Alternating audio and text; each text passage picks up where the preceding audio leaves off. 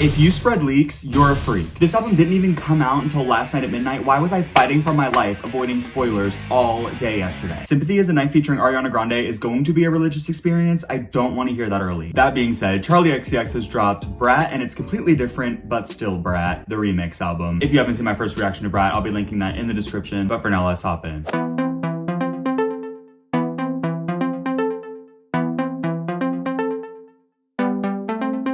They all wanna sound like me, all wanna be like me. Dress so fresh and so clean, rock with the diamonds on the sleeve, breathing in the Stockholm breeze, get with robyn on the... Okay, I have a really good feeling that this is going to elevate this album to a level that I wanted originally. Every single song on this album is getting a second life. Like, I think it's getting a second chance to have another version of itself exist that, as she's saying, is completely different, but still BRAT. The sound is still there, but these songs are completely elevated. I'm in my Elvis moment, push up on it right over here. I got that supersonic, push up on it right in your ear. We got that mansion, castle, pets, family. Who do I trust? Me. We put this shit together so carelessly. Hey, why you do it so cold? They say I'm the realest ever, yeah. That's what I've been told. Killing this shit since 1995. You do this for a night, yeah, we do it for our lives. Cause got that strength, action, lights, camera, action. Ooh, yeah. What I really like about this too is that it may be like a remix album with features, but even CHARLI's adding new lyrics on her verses. Because listen, I think that the music industry has gotten into this phase that is so like money focused, where if a song gets popular, someone adds a feature after the fact. Like, I like when songs are intentional with their features, that it's not just an original song plus a verse. And I think I was a little worried that this album was just going to be the original song 360 plus a verse for Robyn and a verse for Young Lean. But instead, the parts that CHARLI's on are different too. So everything is intentional. This is what a feature should be. And to think that we're gonna get an entire album of this, I'm very excited.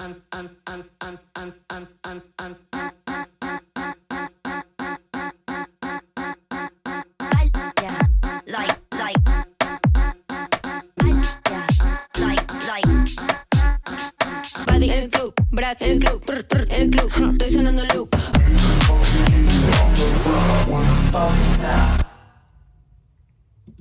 Okay, I think it's tough to say, Club Classics was not made for me, and that's okay. Because people love Club Classics, and I'm just not one of those people. But this next one, I have been so waiting for, since I heard that a remix album was even coming out, and then to hear who it was featuring. This is Sympathy Is a Knife featuring Ariana Grande. Now, because there are weirdos who spread leaks online, I think I've heard clips of this unintentionally, and I've also seen that people are saying that it sounds very different from the original, and I love the original. So I'm very interested to see what this is gonna be.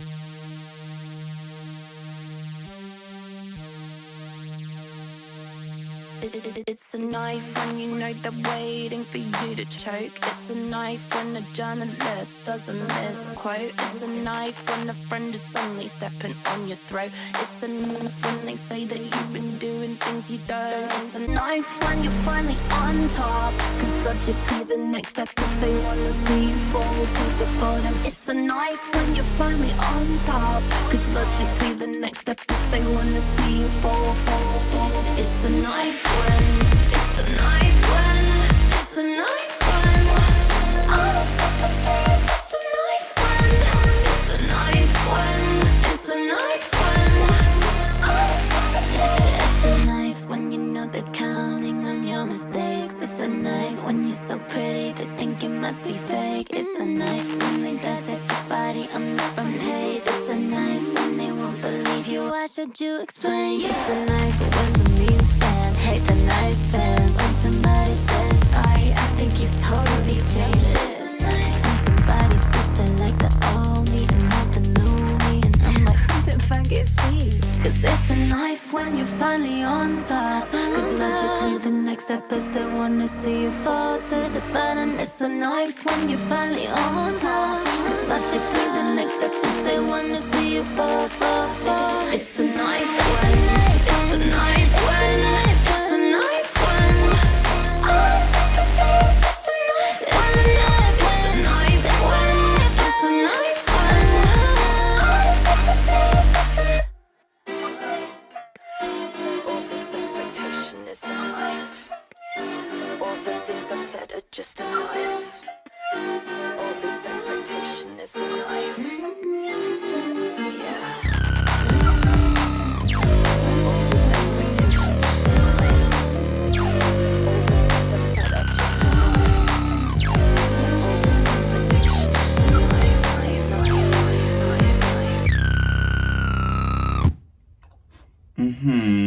Right. So that is a perfect way to remix and feature that song. It's kind of hard for me to say which one I would like better because this one to me feels so much more complimentary. Like it's not actually that completely different from what Sympathy is a Knife originally was. If anything, it just takes that metaphor and expands upon it. So I'm choosing to believe that these are sister songs that aren't necessarily meant to be compared to one another, but are meant to blend together to expand the narrative in a really beautiful way. I love this song.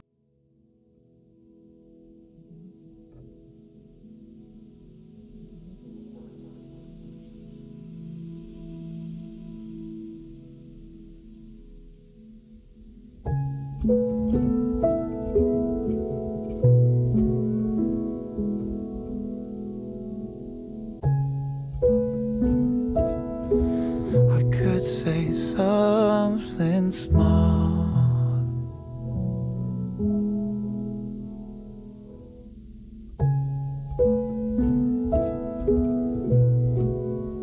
but I might say something stupid. I get so cold. I don't know if I belong here anymore.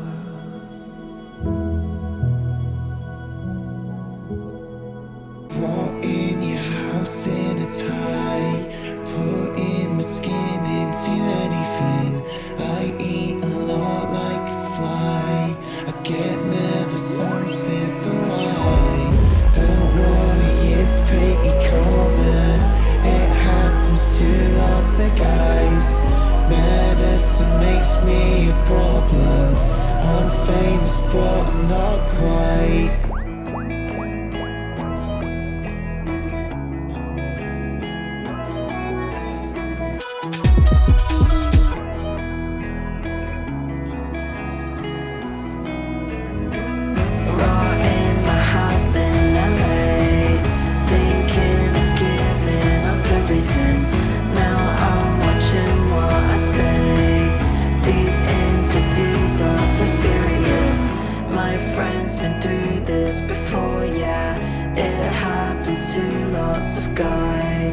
Medicine makes him a problem. I'm famous but I'm not quite.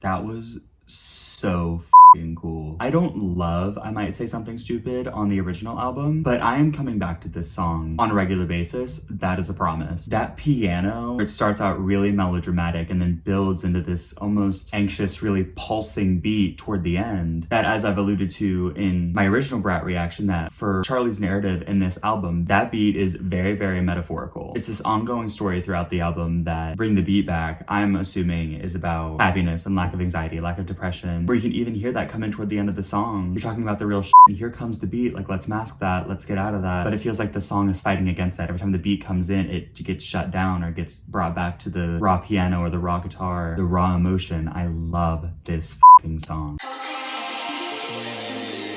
Hay una fiesta en mi casa. Vengan. Será muy divertido. Are we getting too close? You're leaving things in my head. I'll be honest, you scare me. My life's supposed to be a party. Do you ever think about me? Cause we talk that talk, yeah, we talk all night.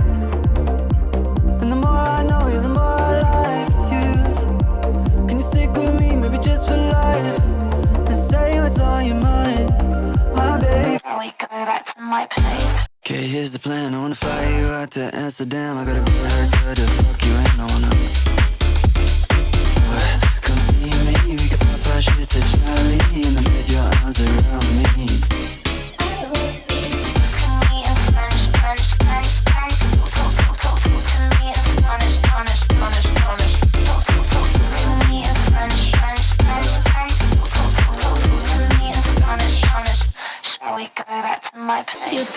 tell me.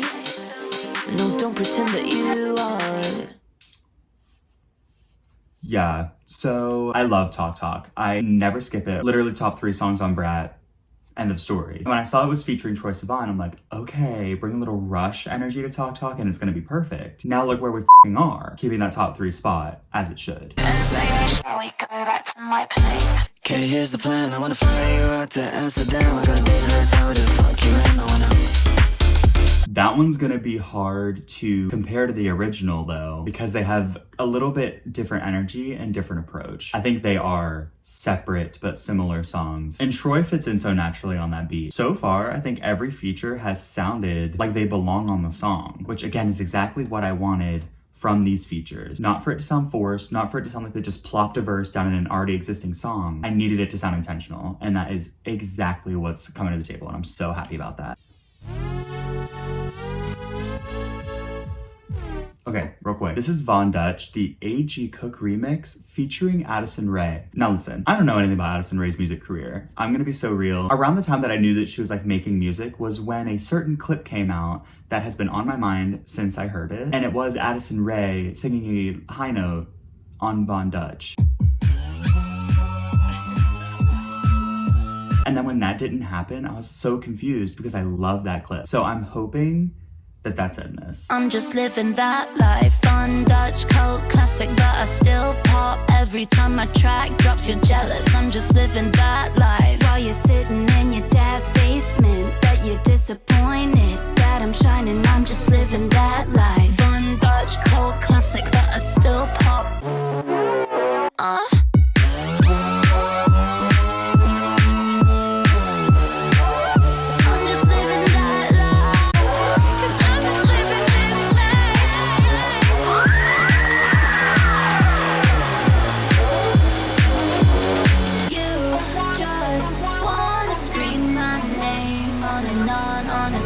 I'm just living that. You just wanna scream my name on and on, cause I'm just living that life. All these girls are like, Can I get a picture? and then they go online like, Just kidding, I hate you.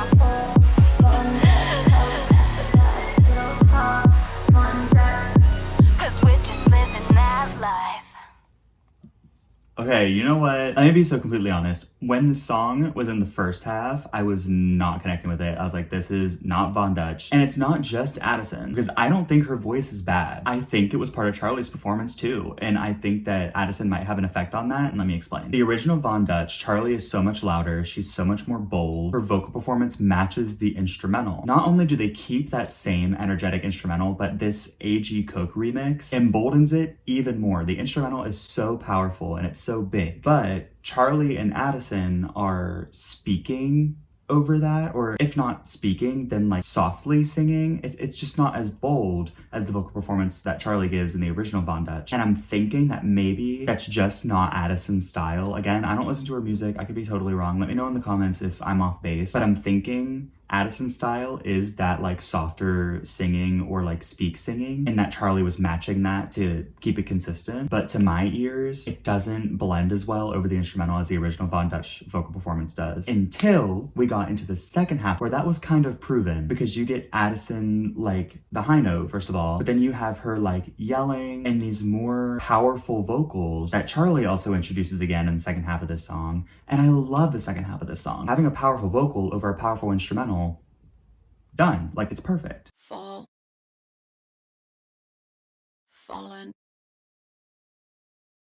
fall in love again, fall in love again and again, fall in love again and again, fall in love again and again, fall in love again and again, fall in love again and again, fall in love again and again, fall in love again and again, fall in love again and again, fall in love again, fall in love, fall. Walk to the studio soaking wet, a cab tag on a bus stop sign.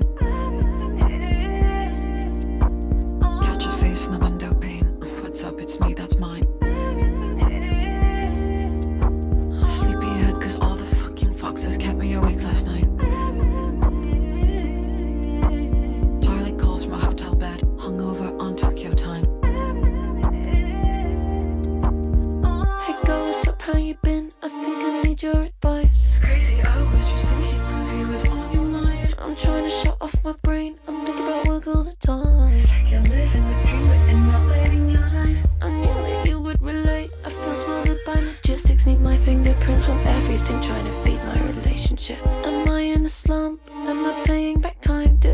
my perspective, everything's still romantic, right? Late nights in black silk in East London, church bells in the distance, free bleeding in the autumn rain, fall in love again and again. Late nights in black silk in East London, church bells in the distance, free bleeding in the autumn rain, fall in love again and again. Fall in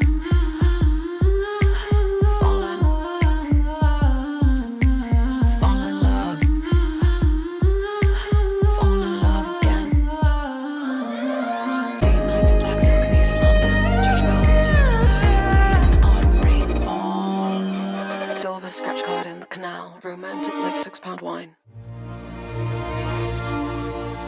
Dark in the park, Celtic graves, girl throws up from the back of a lime. Headphones on, I hit play, all things change in the blink of an eye. Charlie calls from a photo set, living that life is romantic, right?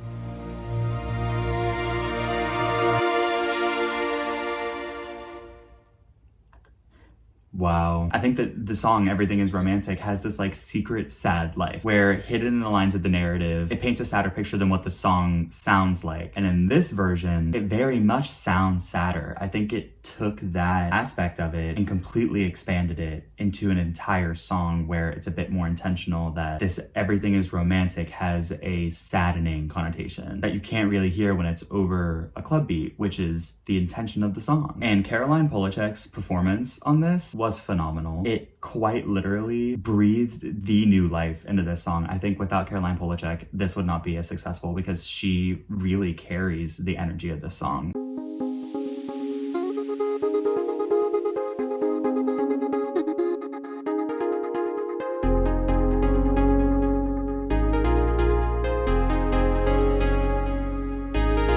Sometimes I just wanna rewind, wanna turn back time to a different time. Oh, sometimes I just wanna rewind, I just wanna rewind, I just wanna rewind. Maybe I need a reality check. Sometimes no, I just gotta say less. Gone so well, drew lines on my chest. When I look in the mirror, I don't see no reflect. All this money makes me competitive. Gotta get more, living all excess. I must confess I'm under stress. Turn back the time again. I must confess I'm under stress. I'm under pressure in my head. I'm 6 feet underneath myself. I'm trying to catch up with my breath. I'm in the hills, perfectly still. The sun is setting in my will. My mind is split, I like the bills. I pay for everything myself.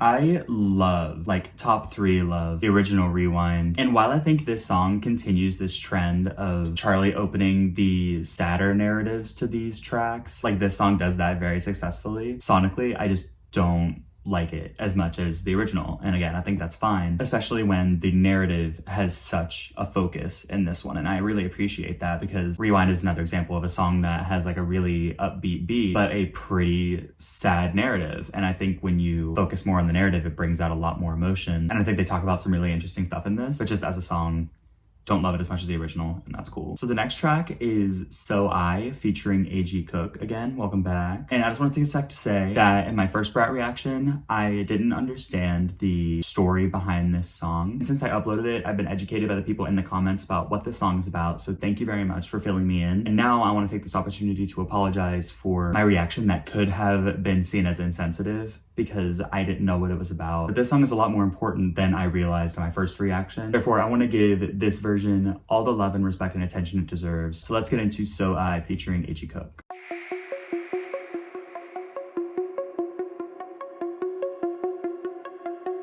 Now I wanna think about all the good times. First met on the outskirts of Stockholm, all your things in a black suitcase. First day made vroom vroom in the basement. Now I wanna think about all the good times. Head bop hard with your arm up, dancing hot pink jacket on, no sick turned up, dance that track, take it straight to the party. Now I wanna think about all the good times. First time I ever felt alive on stage in Texas in matching latex. That's as cool as I'm ever gonna feel.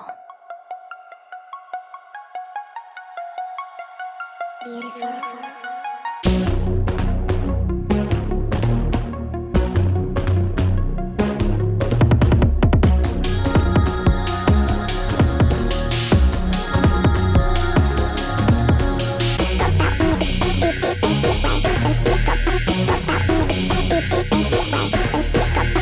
Now I wanna think about all the good. Now I wanna think about all the good. Now I wanna think about all the good.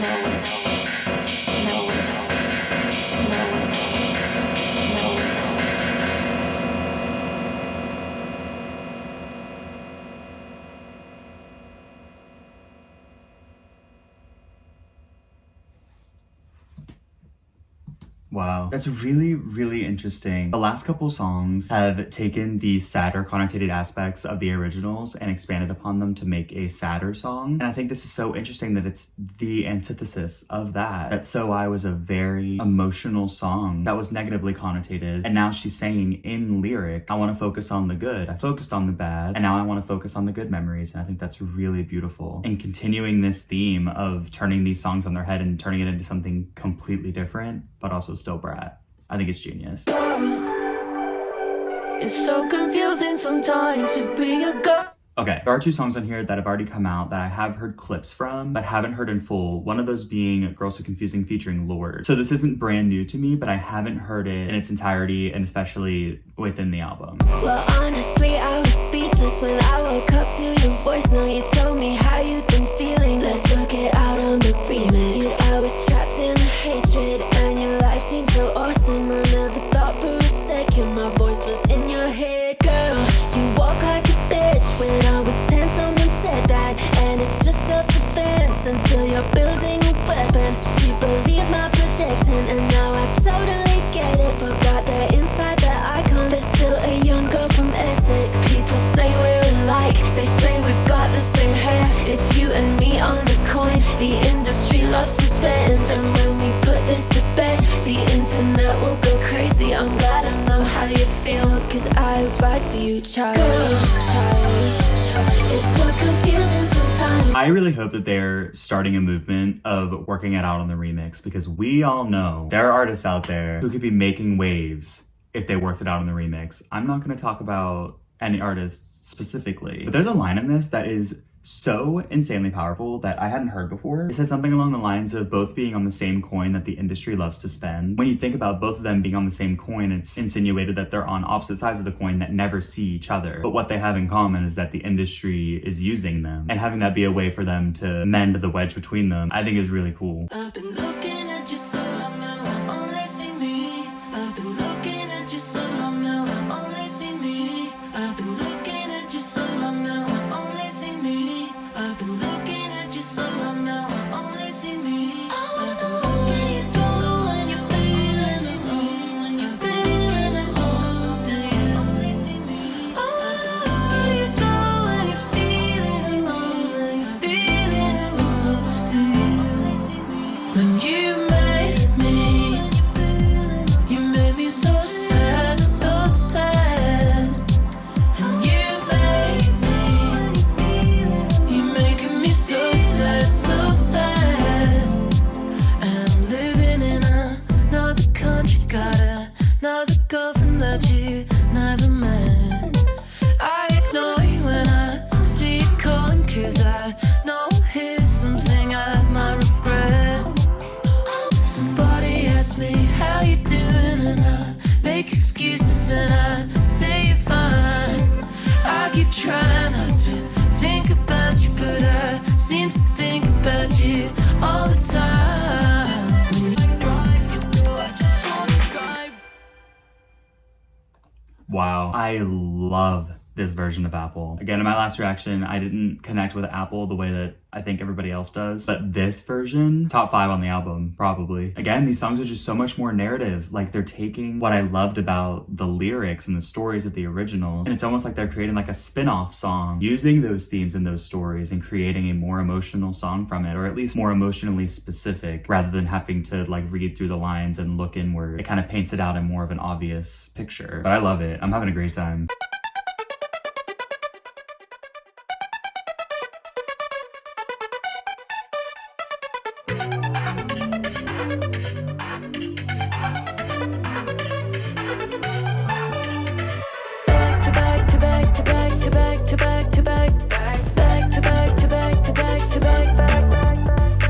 I travel around the world to 15 countries in 4 days, and after I get off stage I'm on set shooting till the AM. I'm fucking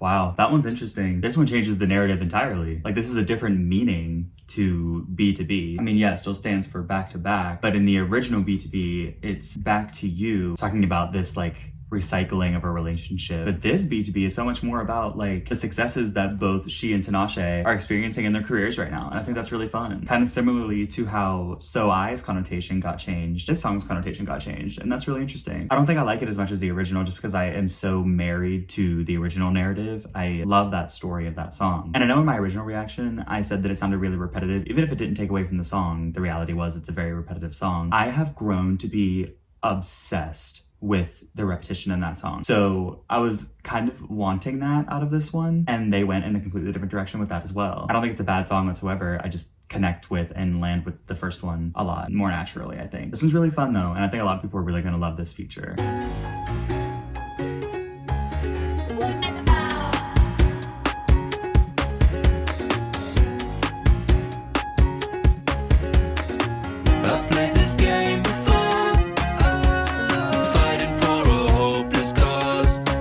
For all my mean girls.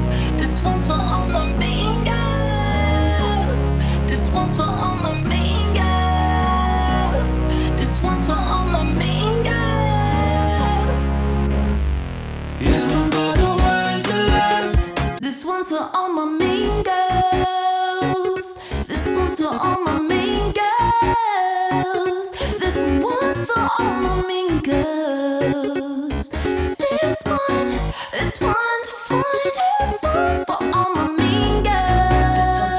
for me.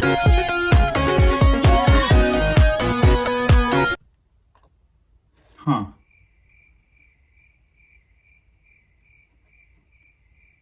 Not in love with this version of the song. And while the original Mean Girls wasn't my favorite on the whole album, I do think I prefer that production.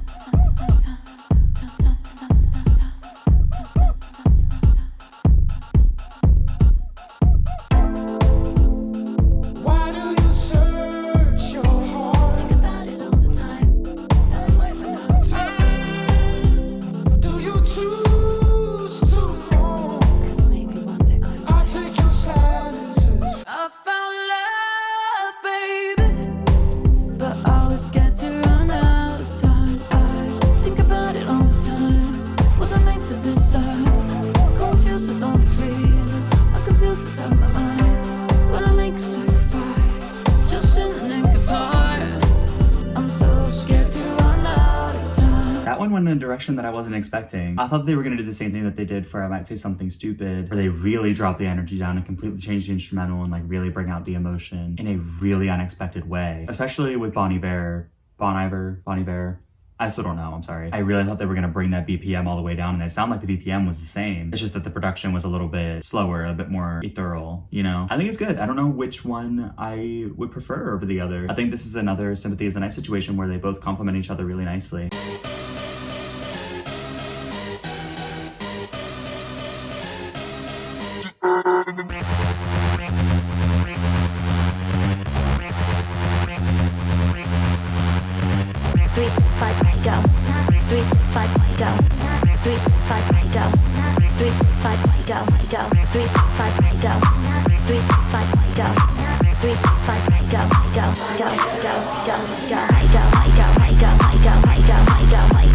When I'm in the club, yeah, I'm loving that.